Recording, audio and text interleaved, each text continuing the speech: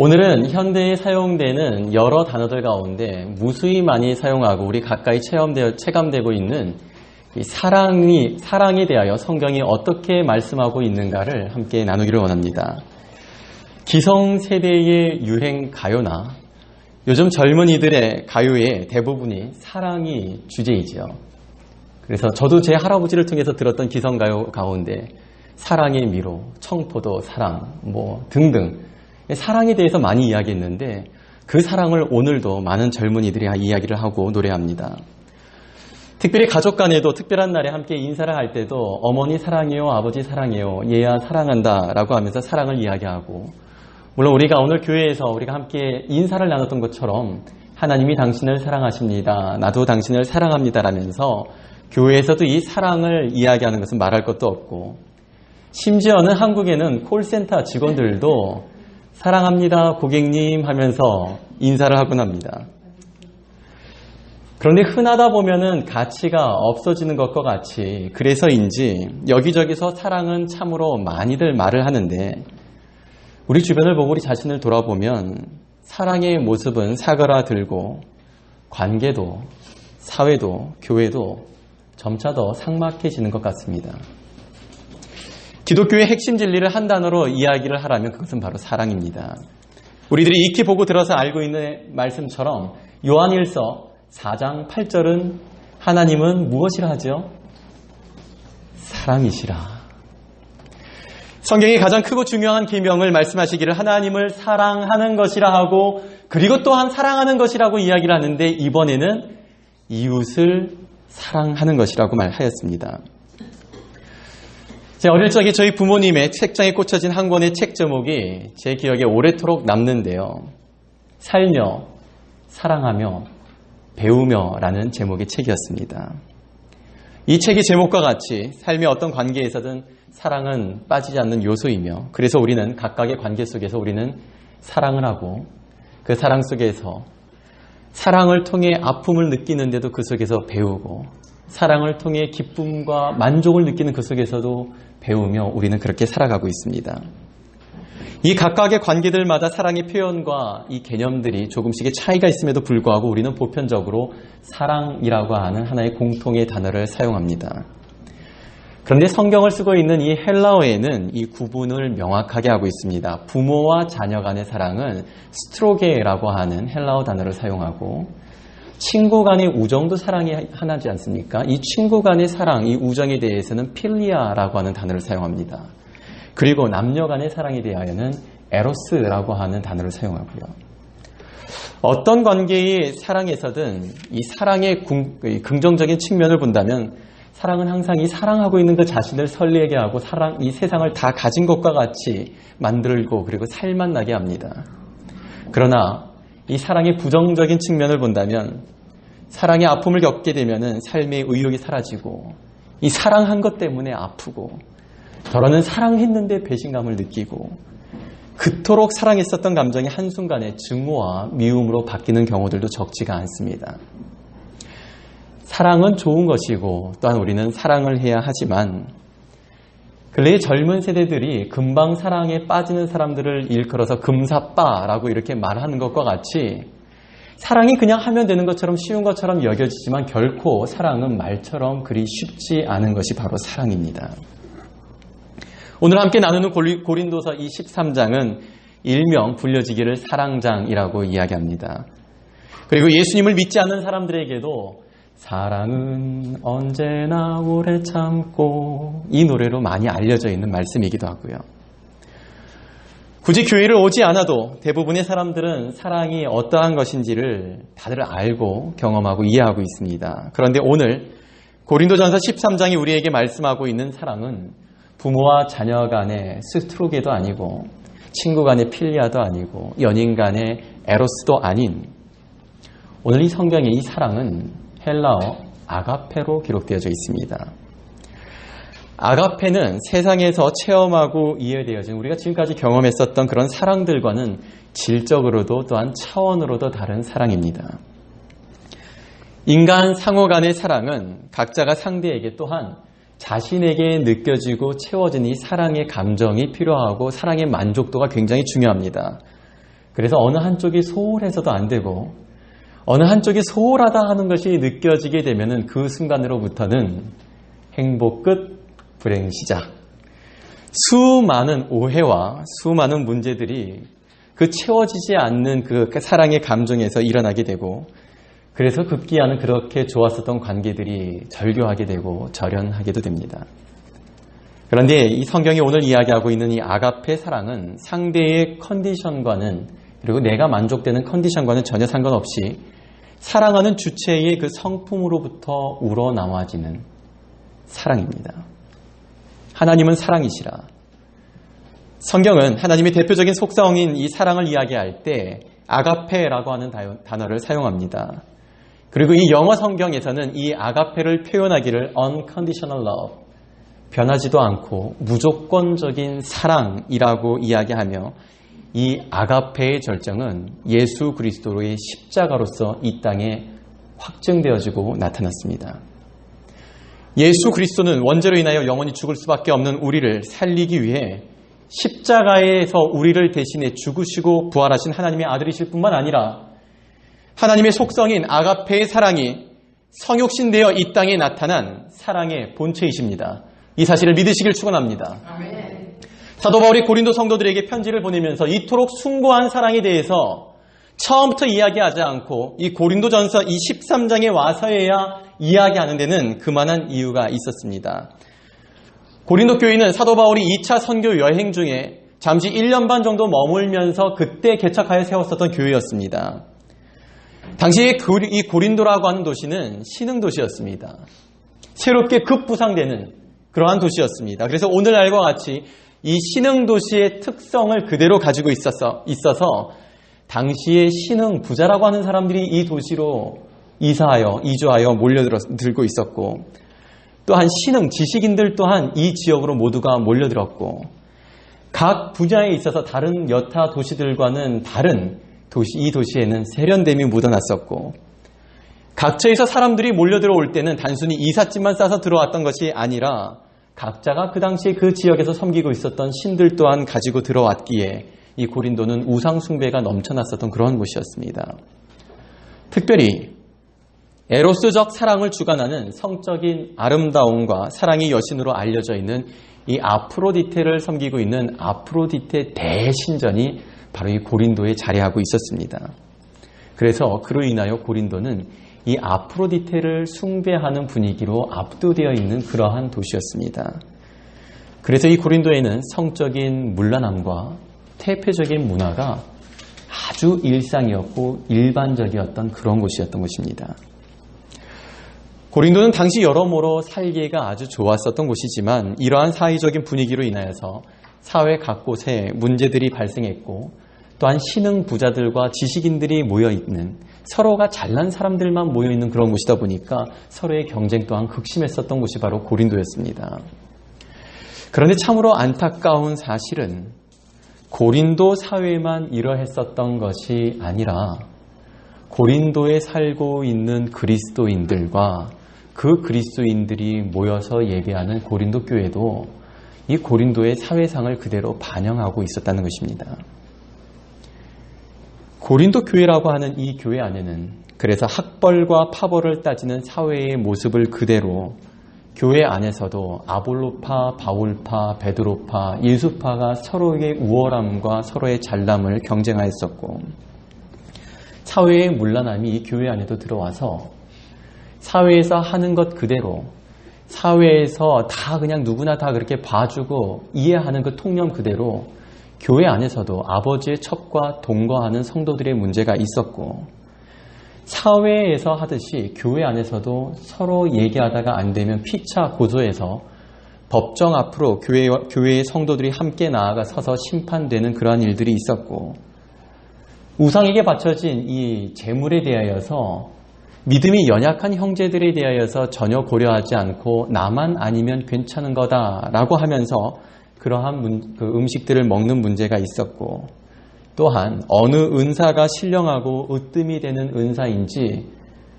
그 누구도 아니고 서로가 순위를 정하고 자랑하다 못해 그 은사 때문에 다투고 경쟁하는 일들이 있었습니다. 질투하고 자랑하고 교만하고 무례하고 이기적이기 짝이 없고 다투는 그러한 일들이 이 고린도 교회라고 하는 교회 안에, 그리고 그 교회를 구성하는 성도들 사이에 있었던 것입니다. 그래서 그러한 교회와 성도를 향하여 사도 바울이 말씀합니다. 우리 오늘 본문의 4절에서 6절까지 말씀 함께 읽겠습니다. 사랑은 오래 참고 사랑은 온유하며 시기하지 아니하며 사랑은 자랑하지 아니하며 교만하지 아니하며 무례히 행하지 아니하며 자기 유익을 구하지 아니하며 성내지 아니하며 악한 것을 생각하지 아니하며 불의를 기뻐하지 아니하며 진리와 함께 기뻐하고. 아멘. 성도 여러분, 교회와 성도들이 가장 많이 사용하는 단어 가운데 하나인 이 사랑은 그냥 말과 혀로 하는 것이 아니라 성경의 말씀 그대로 행함과 진실함으로 해야 하는 것입니다. 고린도서가 쓰여질 당시와 같이 오늘 우리들도 동일합니다. 주님 안에서 사랑하고 주님의 이름으로 사랑하는 것은, 이 사랑은 명사로서의 그냥 관념이 아니라 동사로서의 실천, 진실한 행함이 되어야 합니다. 주님 안에 있는 이 아가페가 느껴지는 진실한 사랑의 실천, 주님의 이름이 전혀 훼손되지 않고 오히려 더 성도가 서로 사랑하는 것을 통해서 주님이 영광 받으시는 이 아가페가 묻어나는 사랑의 실천을 이루어가는 성도 되시기를 주님의 이름으로 축원합니다. 고린도전서 13장은 사랑장이라 하고 그 앞장 12장은 은사장이라고 부릅니다. 그리고 이 13장 뒤에는 몇 장일까요? 13장 다음에는, 그렇죠, 14장. 이 14장은 고린도 교회에 일어난 무분별한 은사의 문제 중에서 특별히 방언과 예언에 대하여 이야기합니다. 은사에 대하여 이야기하고 14장의 은사 때문에 일어나는 문제가 있는 이 교회를 이야기하고 있는 이 중간 13장에 우리가 나누고 있는 이 사랑장이 들어가 있는 것입니다. 이 의미가 있는 거예요. 고린도전서 이 12장은 여러 가지 은사들을 열거하면서 모든 은사는 성령으로 말미암아 성령께서 주시는 것인데 주시는 데는 이유가 있어요. 각자뿐만 아니라 교회 공동체의 유익을 위하여 주님께서 주신 거예요. 그리고 몸에 여러 지체가 있지만 결국 그 몸은 하나이고, 그렇기 때문에 우월을 따질 수 없는 각각의 고유한 기능을 서로가 본딸 수도 서로가 침해할 수도 없는 각각의 고유한 기능을 가지고 있으며, 그런 서로로 말미암아 상호가 보완되어지며, 그래서 모두가 필요하듯이 성도 각각이 그렇고 각각의 은사가 교회를 위하여 서로를 위하여 그래서 주어졌다라고 12장이 이야기합니다. 당시에 고린도 성도들에게는 은사에 대한 바른 이해가 필요했습니다. 그래서 12장은 은사에 대하여 이야기를 하고 그 마지막에 이르러 너희는 더욱 큰 은사, 그 은사들에 대해서 다 열거를 했는데 그 중에서도 더욱더 큰 은사가 있다라고 하면서 그 큰 은사를 사모하라라고 이야기하고, 그러면서 또한 덧붙이기를 내가 또한 가장 좋은 길을 너희에게 보이리라 라고 하면서 12장을 마무리하고 시작한 것이 바로 13장 사랑장인 것입니다. 그리고 13장과 14장의 서두에서는 동일하게 방언과 예언에 관하여 말씀을 하면서 그것들을 행하되 사랑이 없다라면 Do not have love, I'm nothing. 사랑이 없다라면 아무것도 아니라고, 은사를 사모하고 갈망하고 은사를 나타내고 사용하는 것보다 사랑하기를 열망하고 갈망하고 소망하라라고 말씀합니다. 성경이 우리에게 말씀하는 성도가 깨달아야 하는 가장 좋은 길이며 성도가 사모해야 하는 더욱 큰 은사는 바로 사랑입니다. 이 사랑은 내 의지적으로 또한 배움을 통해서 실천하는 사랑이 아닌 성령 안에서 변화되어져 나타나는 예수 그리스도의 형상입니다. 성도님들과 저의 삶 속에 하나님의 사랑, 아가페로 날마다 감동, 감화, 변화되어지는 그러한 은혜가 있게 되기를 다시 한번 주님의 이름으로 축원합니다. 제가 어릴 때 매 방학이면은 저희 시골집에 가곤 했습니다. 그리고 저만 간 것이 아니라 우리 사촌 형제들도 이 시골집에 그때마다 모여서 함께 모여서 여름방학을, 겨울방학을 그렇게 보내곤 했는데요. 그렇게 사촌 형제들이 모이면 대략 7명에서 10명 정도가 됩니다. 그래서 그 당시에 시집을 가지 않았던 저희 막내 고모와 함께 사촌 형제들이 다 둘러 앉아가지고 함께 게임도 하고 뭐 그렇게 했는데 어느 날 우리가 함께 했었던 게임의 한 장면이 제 머릿속에는 뚜렷하게 기억이 됐는데요. 코카콜라라고 하는 게임을 했는데 혹시 아세요? 나중에 우리 연말에 송구영신 예배 때 이거 한번 해봤으면 좋겠는데요. 띵 둘러 앉아서 순서대로 코카콜라, 코카콜라, 코카콜라, 코카콜라, 코카콜라 이제 하면서 횟수가 더해지는 것입니다. 이게 중간에 틀리지 않으면 막 15번, 코카콜라를 15번 한 사람이 해야 되는 그러한 역사가 일어나는데 한참 가고 있는 10회 이상을 가고 있던 어느 순간에 저희 사촌 누나에게서 갑자기 방언이 터지기 시작했습니다. 코카콜라, 코카콜라, 코카콜라 하다가 하는 순간에 갑자기 꼴라꼴라꼴라꼴라꼴라 하더라고요. 어느 때부터인가 우리 성도들에게는 이 방언이라고 하는 것이 굉장히 중요하다라고 생각하고 예수님을 믿고 구원받으면 방언을 해야 한다라고 하는 강박이 생겼고 그래서도 내 것도 아닌 옷을 입기 위해서 이 방언을 배우기 위해 방언 학교를 가고 방언하시는 어떤 성도님에게 아니면 목사님에게 가서 안수 기도를 받고 말해봐 그런 거 막 갑자기 막 방언이 나오고 뭐 제가 듣기에는 한간에서는 그런 곳도 있었다 그래요. 이 방언 학교에서 방언을 가르치는데 KBS, MBC, SBS, KBC, MBC, SBS를 계속 반복하다 보면 방언이 터진다는데 방언이 우리에게 그렇게 중요한 것일까요? 우리가 그렇게까지 학습을 해서라도 우리가 방언을 흉내를 내야 하는 것일까요? 고린도서가 쓰여질 당시에도 그랬지만 오늘도 이 방언과 예언은 참으로 신비롭습니다. 그래서 다른 은사보다 방언의 은사를 사모하고 예언의 은사를 사모할 뿐만 아니라 이 예언과 방언을 하시는 분들 곁에서 그 소리를 듣고 어떻게 예언하는지를 듣고자 하시는 분들이 있는데요. 하지만 우리 모두가 성경적인 의미에서 이 방언과 예언을 이해할 필요가 있습니다. 방언은 오늘 본문 1절에서 이야기하는 것과 같이 여기는 두 종류의 방언을 이야기합니다. 첫 번째는 사람의 방언이라는 표현이 있죠. 이것은 오늘과 같이 각 지방과 각 나라의 언어들을 일컫는 것입니다.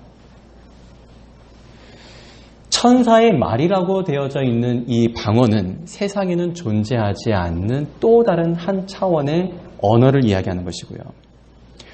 오늘과 같이 당시 고린도 사람들은 유창하게 외국어를 여러 개 하는 사람들을 대단하게 여겼습니다. 그래서 교회 안에서도 그렇게 외국어를 여러 개 하는 사람들에 대한 시선과 대우와 대접이 특별했었고 또 일부러 사람들 들으라고 대화와 기도 중에도 이 외국어와 또한 이상한 말을 구사하는 그러한 일들이 있었습니다. 그리고 오늘 성경에 이야기하고 있는 이 예언이라고 하는 것은 실제적으로 남들은 보지 못하고 알지 못하는 비밀과 지식을 전달하는 능력을 이야기합니다. 그런데 이것은 우리가 생각하는 점괘를 보는 것과 같이 무언가를 흔들거나 뿌리거나 아니면 접신을 하는 그런 행위가 아니라 성경에서의 예언이 프로핏을 한다라고 하는 것은 이미 기록되어진 하나님의 말씀의 그 의미 그대로를 전달해내는 능력을 이야기하는 것입니다. 그래서 이것이 오늘날에는 성경 해석과 신학교육이 잘 이루어져 있는 목사의 설교가 바로 이 당시에 이야기하고 있는 예언, 프로핏을 이야기하는 것입니다. 그런데 고린도 교회 성도들에게는 목사와 장로보다 더 예언의 능력을 가지고 있는 사람이 있다라고 생각했었던 경향이 있었던 모양입니다. 그래서 설교를 하거나 말씀을 가르치면은 가만히 듣고 앉아 있다가 그 가르치는 내용에 대해서 평가를 하고 나눈 이야기에 대하여 덧붙이면서 자신의 영적인 권위를 과시하고 일부러 나타내는 그런 사람들이 있었고 만나기만 하면 묻지도 않고 요청하지도 않았는데 사람 붙들고 앉아서 성경을 가르치고 설교하는 그러한 일들이 있었습니다. 또 어떤 사람은 신비한 은사는 없어도 사람들 모두가 다 신비한 은사를 추앙하고 크게 여기다 보니까 자기에게는 예언과 방언 같은 신비하게 나타나는 은사는 없어도 그 못지않게 대단한 은사가 바로 구제라고 하면서 신비한 은사를 갖고 있는 사람들의 그 인식 못지않게 자기도 인정받기 위해서 지나치게 헌신하는 사람들도 이 고린도 교회 안에는 있었습니다. 그렇게 고린도 교회에는 교회의 유익을 위해 은사를 바르게 사용하지 못하고 자신을 과시하기 위해서 무분별하게 은사를 사용하는 그러한 일들이 일어났습니다. 그래서 이에 대하여 사도 바울은 방언도 예언도 구제도 다 필요한 것들이지만 그럼에도 사랑이 없다라면은 사랑이 동기가 되어서 하는 예언과 방언과 사랑 때문에 하는 섬김과 구제가 아니라면은 nothing, 아무것도 아니라고 전하였던 것입니다. 실제로 그렇습니다. 방언이 신비롭기는 합니다. 그런데 방언으로 우리가 서로 대화를 한다면 우리에게 과연 소통이 이루어질 수 있을까요?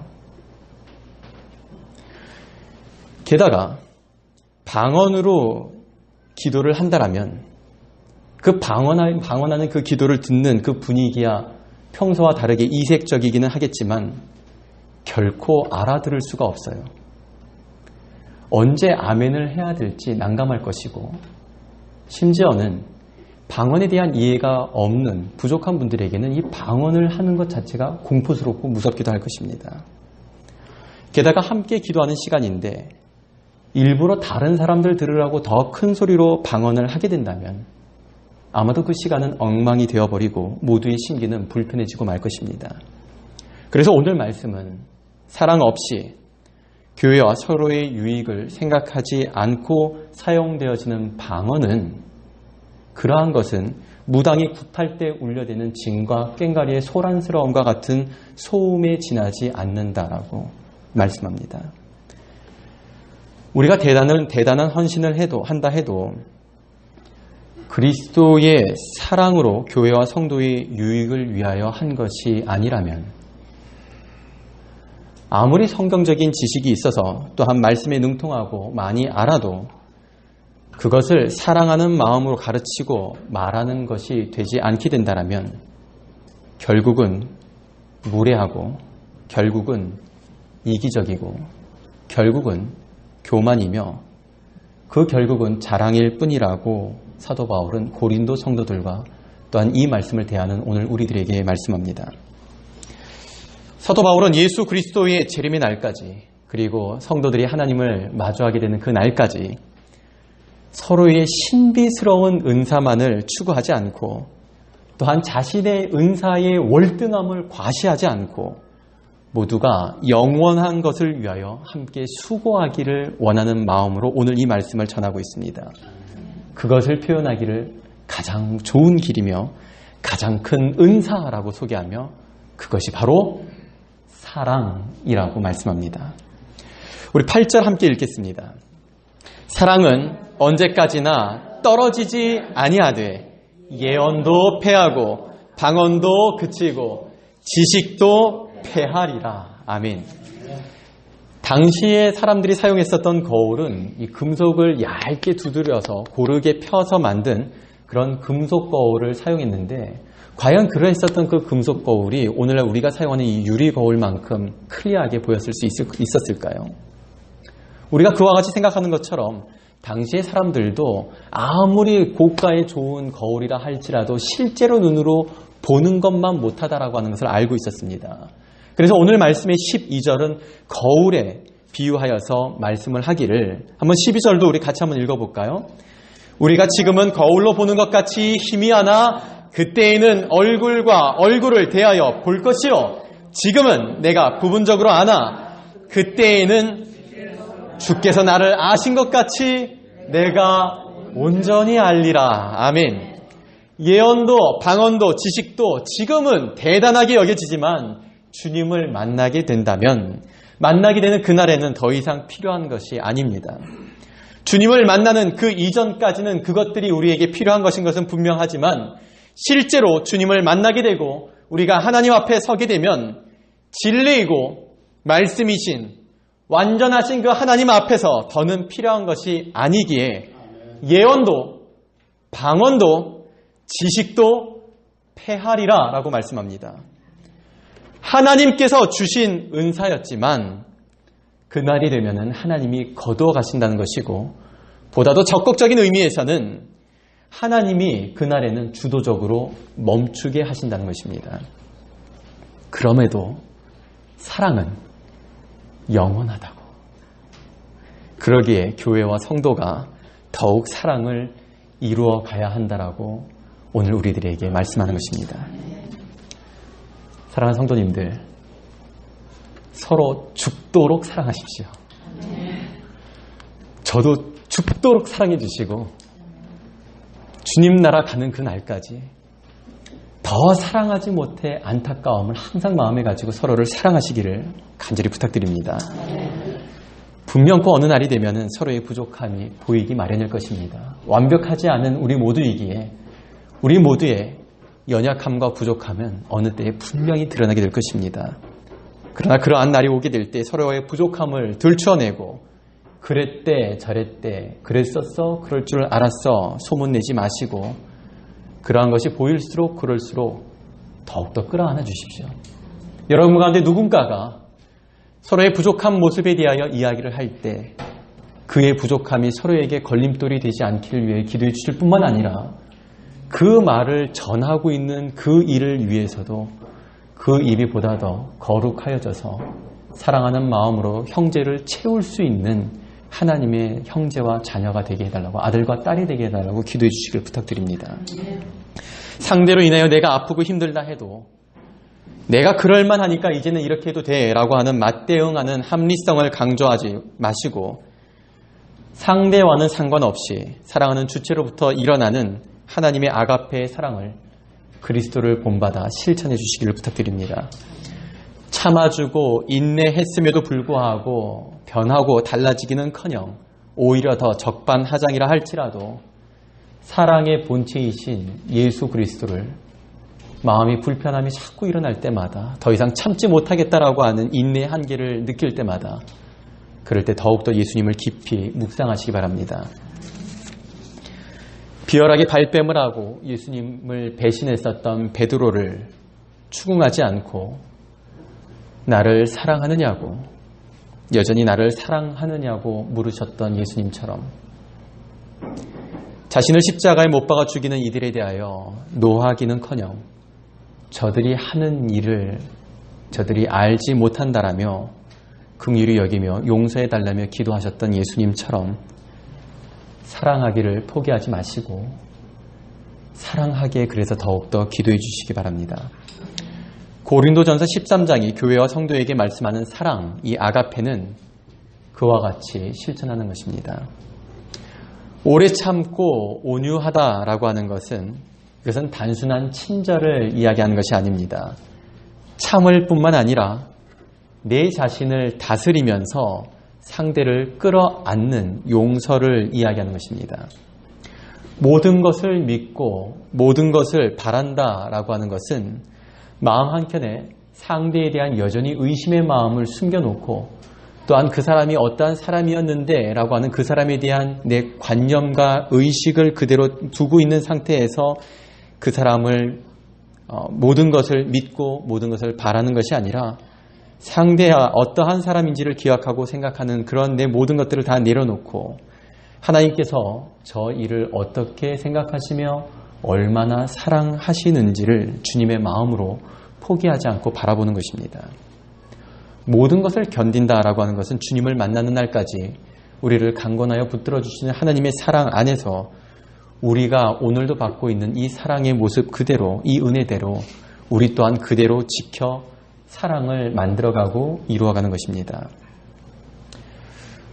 오래전 보았었던 신문의 한 사설의 제목이 제 기억 속에 또 한 뚜렷이 남는 것이 하나가 있는데요.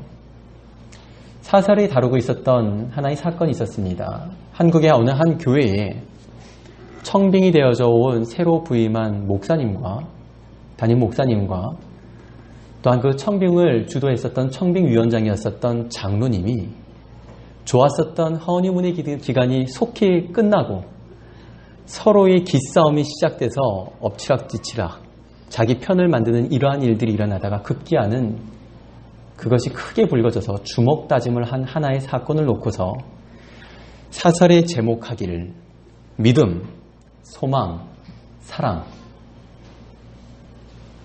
그 중에 제일을 무엇이라고 했을까요? 믿음, 소망, 사랑 그 중에 제일은 주먹이라. 성도 여러분, 세상은 꿈꾸지도 감당하지도 못하는 아가페의 사랑을 보여주신 우리 주 예수 그리스도를 본받아 그리스도 안에서 우리 서로가 아가페 사랑을 함께 이루어갈 수 있기를 간절히 부탁드립니다. 교회가 사랑이 없다, 목사가 사랑이 없다, 교회 다니는 사람이 사랑이 없다는 말을 한다는 것은 사실 참으로 조심스러워야 할 것 같은데 요즘은 심심찮게 듣는 이야기가 되어버렸습니다. 왜 이런 이야기를 듣게 되었을까요? 요즘 사람들이 지나치게 무례하고 거침없이 자신의 생각을 표현하기 때문일까요? 없잖아 그러한 측면도 있겠지만은 꼭 그래서만은 아닐 것입니다. 교회가, 목사가, 그리고 성도들이 사랑이 느껴지지 않는 말, 사랑이 느껴지지 않는 행동, 성공과 실적에 지나치게 치우친 나머지 그리스도의 사랑이 느껴지지 않는 종교적인 행사와 행위들을 그러한 모습과 인상을 남겨온 탓이 클 것입니다. 교회에 가면 하나님의 사랑을 느낄 수 있으리라. 우리들이 생각하는 것과 같이 사람들은 그와 같이 생각하고 기대합니다. 목사와 성도를 만나면, 하나님을 믿는 사람들을 만나면 하나님의 사랑을 경험할 수 있으리라. 또한 하나님을 믿는 사람들은 다르지 않을까? 교회 밖의 사람들은 그렇게 우리를 바라보며 기대합니다. 꼭 사람들의 기대에 부응하기 위함이 아닌 세상도 다 아는 진리, 하나님은 사랑이시라. 내가 너희를 사랑한 것 같이 너희도 사랑하라 말씀하신 이 예수 그리스도의 진리의 말씀을 온전한 마음과 진실한 삶으로 실천해내는 여러분이 되어주시기를 간절히 부탁드립니다. 천국과 같은 교회를 바라고 하나님과 같은 인품의 목사와 성도를 바라기보다 우리 모두가 하나님의 사랑으로 또한 예수 그리스도로 옷 입게 되기를 바랍니다. 성도님들과 제가 아가페의 사랑의 본체이신 예수 그리스도로 옷을 입게 된다면 우리들이 있는 곳, 우리들이 지나가는 그 모든 곳에 예수 그리스도의 사랑의 흔적이 남게 될 것입니다. 그리고 사랑으로 옷 입은 성도들이 모인 우리 그리스 뉴욕교회는 하나님의 나라가 될 것입니다. 아멘. 그리스도의 사랑이 묻어나도록 항상 그리스도로 옷 입고 하나님과 교회와 세상 앞에서 예수님을 본받아 오래 참고 온유하며 끝까지 견디는 아가페의 삶을 이루어가는 성도님들과 제가 되고 이 아가페가 실제적으로 역사되어지는 그리스도 예수 안에서 아름답게 지어져가는 우리 그레이스 뉴욕교회가 되기를 우리를 사랑하여 십자가에 죽으시고 부활하신 우리 구주 예수 그리스도의 이름으로 축원합니다.